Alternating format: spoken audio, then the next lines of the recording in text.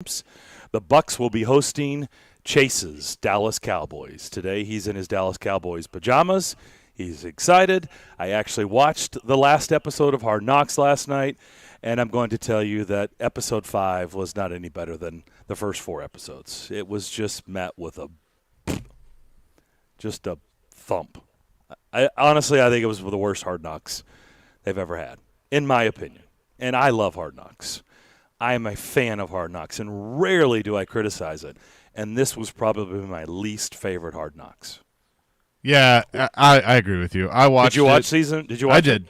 Yeah, because as I told you last week, and you and I were on the same page on this, that even though it wasn't really good, it was boring. I mean, we've come this far. You got to see it through. Yeah, of course. So I watched the final episode.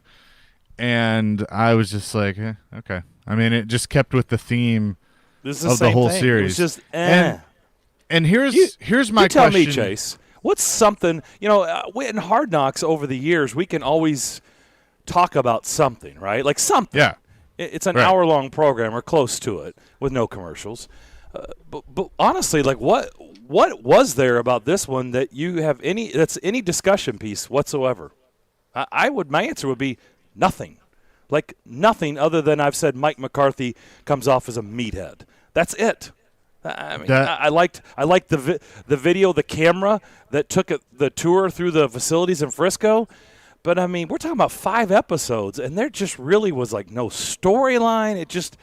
It was really boring. Yeah, I agree. I don't – and the thing is, like – I don't know what you do to make it better. And so is it simply the Cowboys? Don't sign up the Cowboys, maybe? Well, but see, that's my question. Is it the Cowboys or, brace yourself for this, has Hard Knocks run its course? Has it? You don't think so? I was saying that years ago. I know. I had a resurgence. Don't you ever say that's blasphemy. Don't you ever say that again. But do you agree? Like even the last year was different because one, you had the COVID storyline and you had 2 teams. So that was something that they hadn't done before. Even though they're both in LA, you had 2 teams and you had COVID. And you had COVID. Yeah, like I said. How do we deal with the new protocols? That was very informative. So that was different.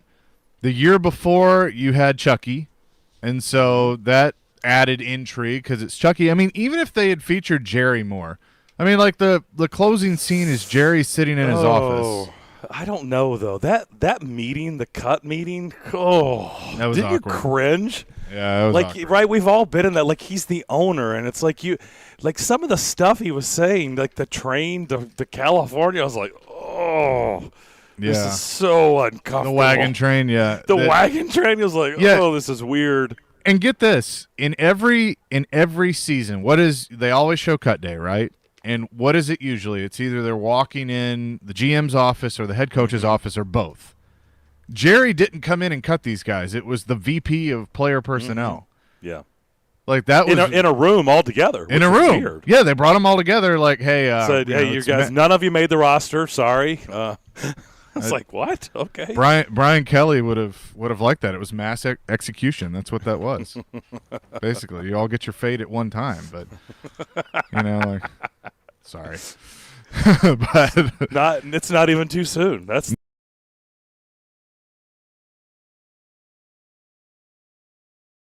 then how awesome that is. Like that facility. I mean, that's really the facility was cool. I mean, it's legit. It is legit. Yeah. Oh gosh, it is. Yeah. I mean, words. But what would you expect? It's the Cowboys. Sure. But, like if that's what we're talking about, then it was a dud. If that's what we're talking about, it was a dud. I'm glad they did that, but there just was like no storyline with this team at all. I mean, nothing.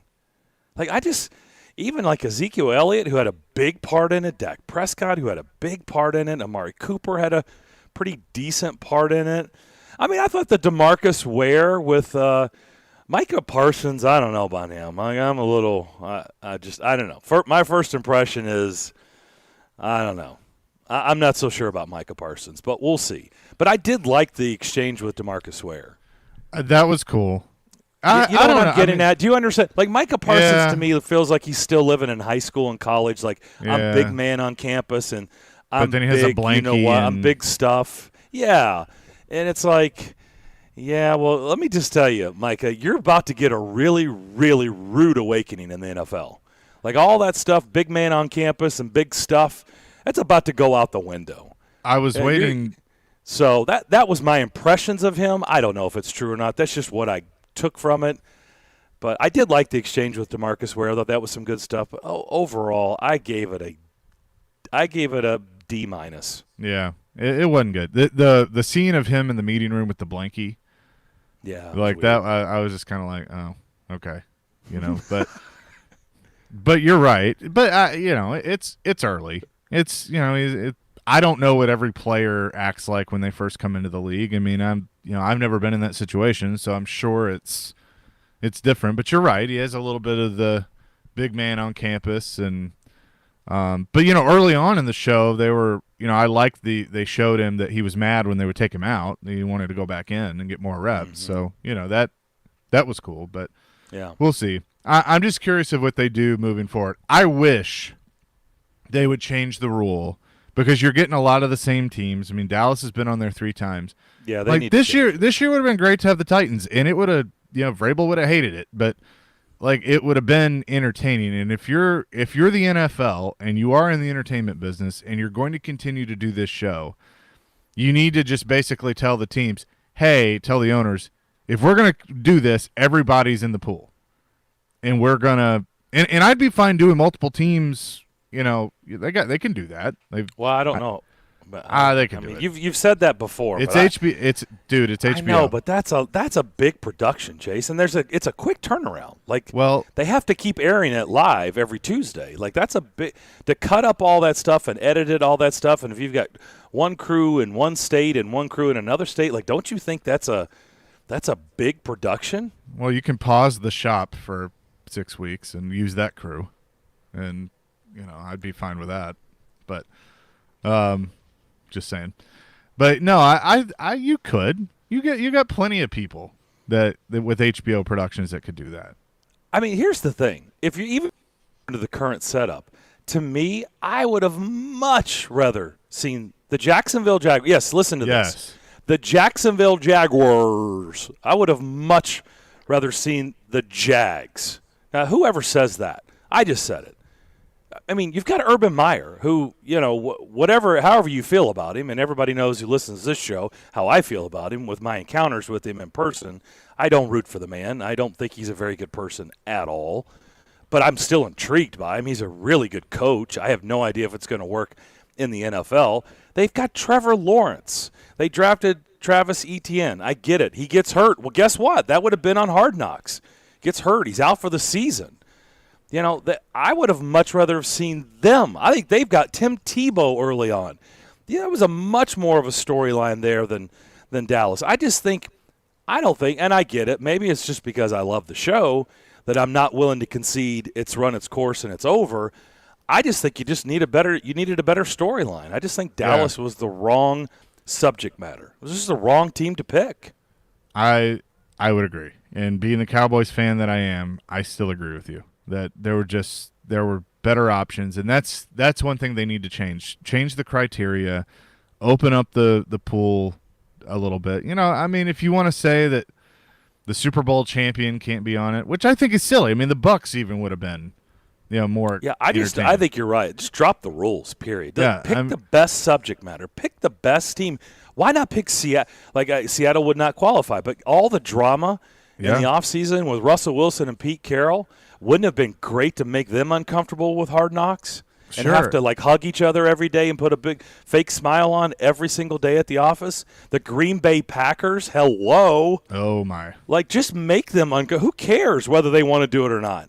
Do you want a good product or not? A product people watch? You bet I'd have been glued to that. And back to what I was saying about multiple teams, it's actually NFL Films that does it. So I mean, NFL Films has a ton of people. So I mean, because they're at other camps anyway doing things. So you could certainly pull from other areas. But like I said, if you're going to do this, do it. Maybe the Titans would be a great team. Titans would have been great.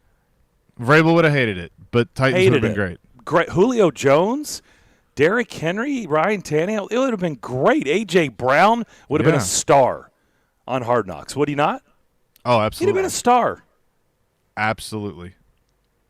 And then Kevin you have Byard, the Barry College. Barry College. What? Hi, Willie. The Barry College would have been a great story. Oh, yeah. Okay, I know what you're talking about. Gotcha. Yeah. I mean, let's be honest. Every year, it's the same thing. There's about 7 guys. 1 makes the team, 2 get cut, and the other 3 make the practice squad. It's the same story every time. It's just picking up on the stories of those guys. There's no question that guy would have been one of the guys, the Barry College guy. Yeah. Most of the time it's a third-string quarterback, and nobody even remembers his name 2 years later. So that's why it gets very tiresome for me. So it's got to really jump out and grab me. I lost interest after the first episode. I watched a little bit of it last night, but nothing grabs me. So I'm moving on. It's opening day. We got real football tonight.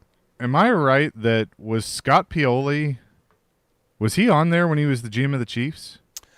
I was, I actually was thinking about that when we were talking about the beginning of the show. I was sitting there going, I know we've got Scott Pioli in the on-deck circle.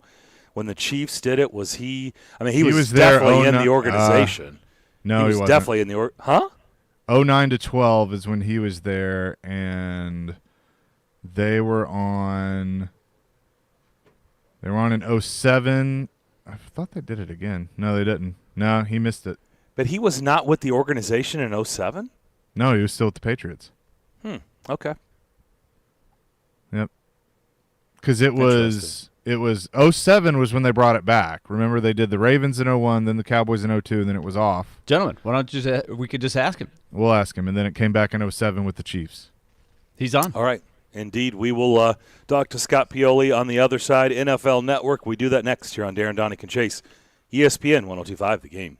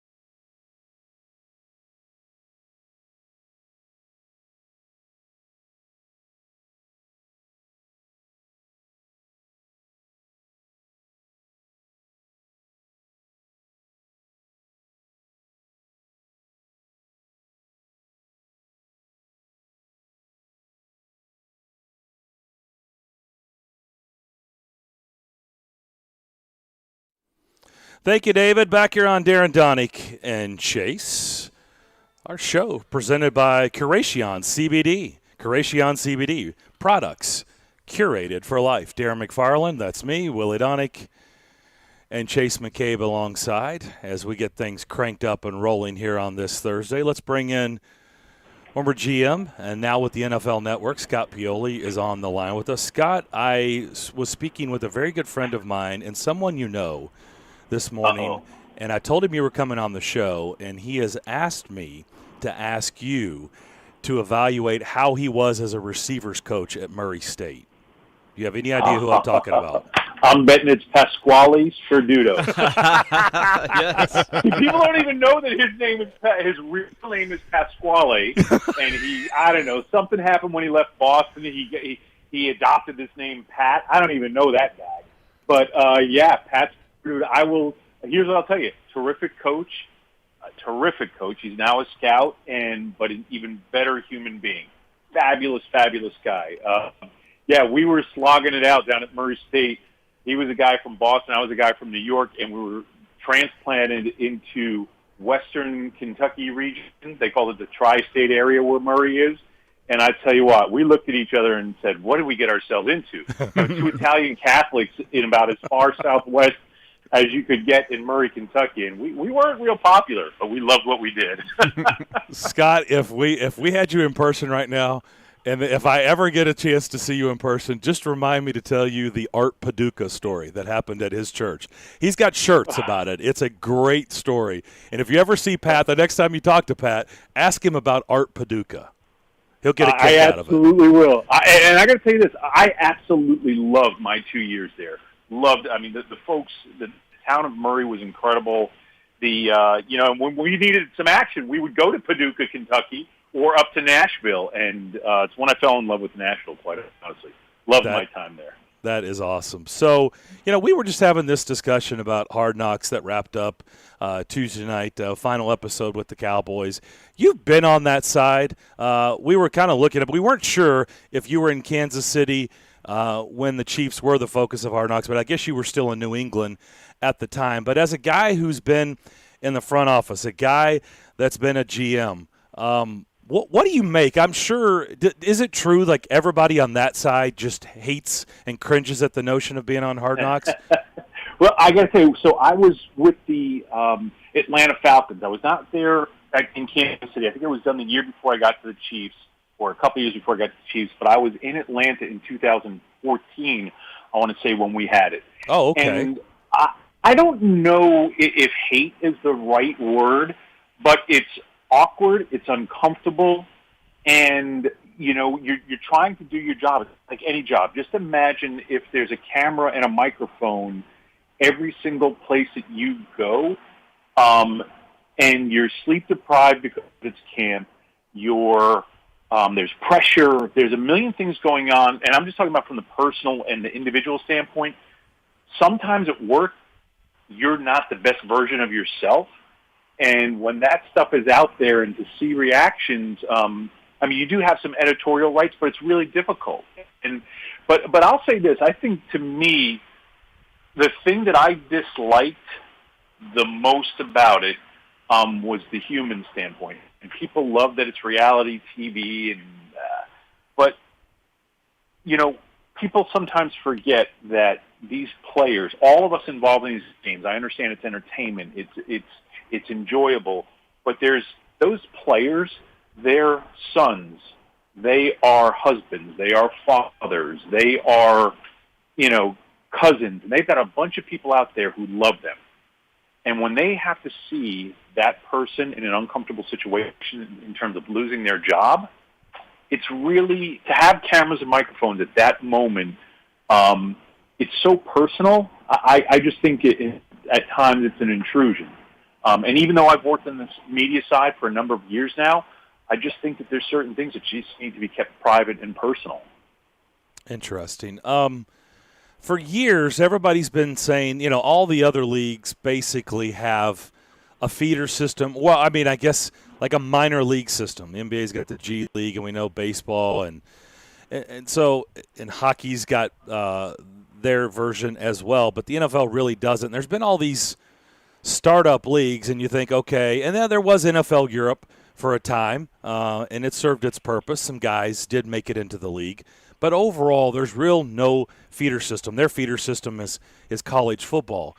But do you think, with that being said, it just doesn't seem like these startup leagues can survive, Scott? As you know, they can't even make it a year. So with that being said, do you think these expanded rosters, that maybe the NFL is going to look around and say, maybe this just needs to be our feeder system? Let's expand these rosters. Let's carry a much bigger roster, and you can actually spend time and develop these guys under your watch on your practice field and spend time doing it that way. Do you think that's the route the NFL should go rather than waiting for a true another league to try to poach players from that? Well, we could have this conversation for half an hour, because I actually do like the idea of other leagues. Okay. I just think that other leagues need to manage their expectations and manage what they're going to be. So I think that there is a partnership that could happen, and if well thought out, and again, positioned the right way. In terms of international, there is an international player pathway program that I've actually been doing some consulting work with the league on, which is interesting. But when you talk about what's happening now, I absolutely love the larger rosters. And, coaches and front office people generally love them. We love the addition of employees because I'm a firm believer in player development. You all have a head coach right now, Mike Vrabel, who had a fantastic NFL career. And Mike was a very good player that became an even better player because he was given some time to develop in the right system that fit him and that he fit into. And again, he became a, double-digit season starter for a reason. And not that Mike was developmental level when he got there, but he wasn't a starter when he came to the Patriots after several years at the Steelers.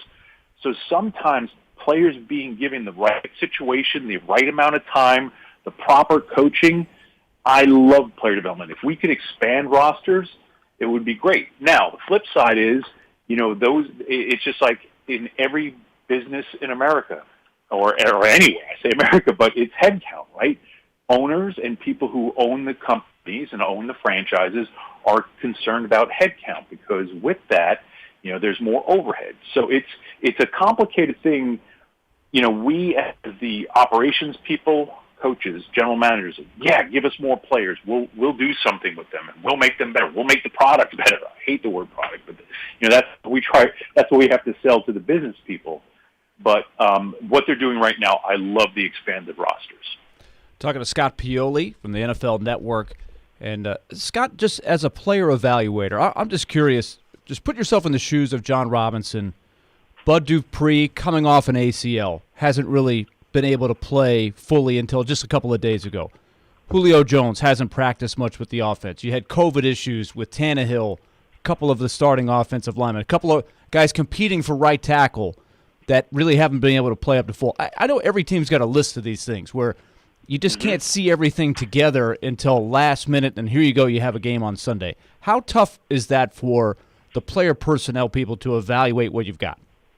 I think when you're a general manager and or a head coach, you have those situations and you have unforeseen circumstances, and you don't spend time or energy worrying about how big of a problem it is. You just try to find solutions. You try to find the silver lining or what's the upside, what's the path that's going to get you to the right place. So all these things that you mentioned about Bud, about Julio, they have been issues now, but the reality is it hasn't mattered because they haven't played a game yet. Now we're going to start playing the games. And the other thing is this, most every team is going to have issues at some point in time over the next 19 weeks. What you need to do as a team is make sure that you keep yourself alive, you keep yourself in the hunt, that you get yourself to the point where you start playing significant games at the end of November and the full month of December and now early January, for the regular season. So what Julio Jones is today, that matters, but what's more important is what Julio is in December, right? What Bud Dupree is today is important, but what he is in December and January is even more important, because if you can get yourself to the tournament and then those guys are playing at a high level and maybe other teams are experiencing circumstances and situations that maybe you had at the beginning of the year, That's how you want things to work. You want to be your strongest. Look at the Buccaneers last year. Slow start, but they became better as the season went on. The Patriots teams that I was a part of, where we had great success, we got stronger as the season went on. Scott Pioli is with us from the NFL Network, and Scott, you worked with John in New England as he came up through the ranks, and now that you've seen him the last few years as a GM for the Titans, making the moves that he's made, whether it's through free agency trades or the draft, what is your evaluation of watching him grow as a general manager? I think he's fantastic, and it was funny. I stole him away. He was coaching, I think it was linebackers at Nicholls State, and hired him as a scout in New England. He came in, and here's what I'm most proud of, John, is the fact, yes, he's doing a great job. Yes, he's still the same guy that he was when he was the linebackers coach at Nicholls State. And what that is just, a tremendous person. And he's never taken himself too seriously, but he takes his job extremely seriously. And I've watched him, I knew he was ready for the job, but watching him evolve and grow is funny. My wife and I were watching one of the preseason games, and I know how much he always avoided anything that was going to be about John, right, or a story or media or anything like that. And he had to sit up in the booth with, I think it was with Charles Davis, and did this interview for it. It was almost a full quarter, and I knew he was squirming and not liking the camera on him and the microphone on him, but he did an incredible job. And that's one of those things that many of us that came from the Patriots, the Patriots background, struggled with the media thing because it was something, A, none of us wanted to do, and B, none of us did do. That becomes an important part of the job because he's doing a tremendous job of finding players. He's doing a tremendous job of building a roster, managing the salary cap. All that stuff is good. But he also is doing a tremendous job of managing a truthful message to the fans and the media of where this football team is. He's doing an incredible job. Chase, did you have one more about Floyd? Then we got it, and I know Scott's got to go. Yeah, Scott, I'll tell you a quick story along those lines. I had the opportunity to go to the Combine a few years ago with the late Floyd Reese, as he was on our afternoon show. And I know you worked with Floyd as well. And we walk into where John is doing his media availability, and John's speaking for about 30 minutes, and I just look at Floyd, and I see him chuckling. And, he had that laugh, and he's got this smile, and he's just chuckling. And Jared Stillman and I look at him and go, what is so funny? And he goes, I can't say exactly what he said, but he just laughs and goes, John has learned the art of not saying bleep while talking for 30 minutes. He's going to be just fine.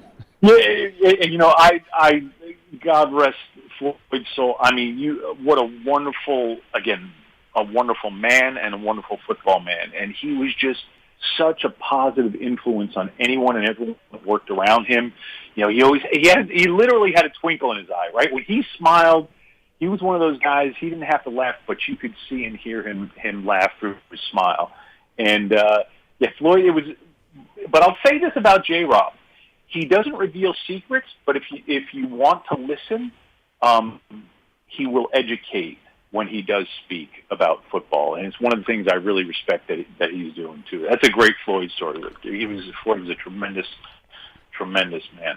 Scott, as we let you go, I know you got to run, but I want to say I'm one of the few people probably in our listening area that has been to Washingtonville, New York, having grown up in Purchase. I think I played a tennis tournament as a kid when I was probably 11 years old up in Washingtonville. So that must have been after my time because we were not that sophisticated. We didn't play sports like tennis. When that was a very sophisticated sport for my era of Washingtonville, New York.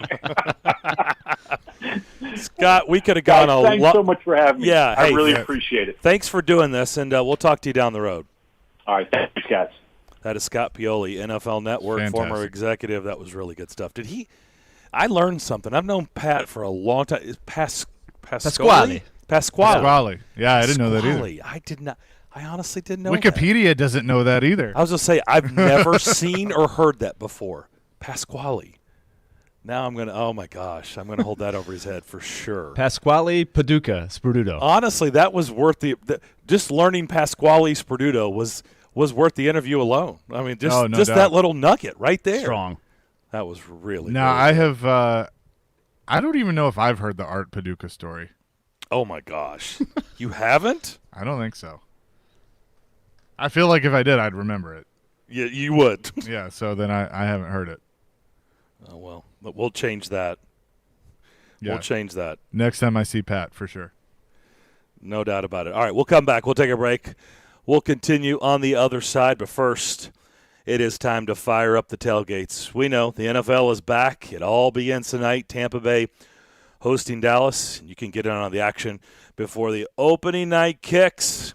That's with DraftKings Sportsbook, the official sports betting partner of the NFL. And with the NFL returning, DraftKings is giving all customers, the opportunity to participate in this year's no-brainer offer. I know because I went there last night, and I did the no-brainer offer. DraftKings Sportsbook has moved the spread to Tampa Bay plus 73. Yes, you're getting 73 points, and that's for all customers. That means you can still cash in as long as the reigning champs don't lose by 74 points against Dallas. And if you haven't tried DraftKings yet, don't miss out. DraftKings is giving new customers $200 in free bets instantly when they bet $1 or more on any football game. Download the top-rated DraftKings Sportsbook app right now. Use the promo code 1025GAME. And new customers, all you have to do is bet $1 or more on any football game and receive $200 in free bets instantly by using that promo code 1025GAME this week at DraftKings Sportsbook, the official sports betting partner of the NFL. You must be 21 years of age or older, Tennessee only. Free bet promotion for new customers only. Minimum $5 deposit. Max wager limits apply. One per customer. Restrictions to apply. See DraftKings.com/sportsbook for details. If you or someone you know has a gambling problem and needs help, call or text the Tennessee Red Line, 1-800-889-9789.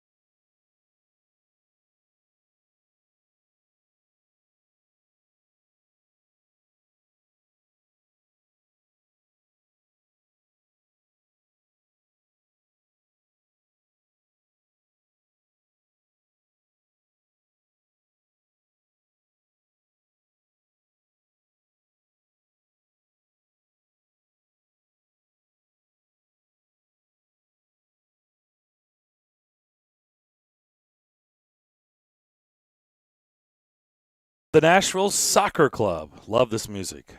Listen in this Saturday as Nashville SC takes on Montreal. Pregame starts at 6:45. The match begins at 7 p.m. Back here on Darren, Daunic, and Chase, presented by Curation CBD. Curation CBD products curated for life. A chance right now to win some tickets. If you were listening to that interview with Scott Pioli, which was fantastic, the NFL Network, a former GM, the Chiefs, he's been with the Falcons, I think, for 5 years leading up to, 2019. He's been with the NFL Network since then. And he was the assistant GM in Atlanta. But back in the early 90s, Scott Pioli was on a staff as the D-line coach with Pat Sperduto as the receivers coach. What school was that? What school did you hear in that interview where Pat Sperduto, or Pasquale Sperduto, and Scott Pioli, what staff were they on in college in the early 90s together? If you can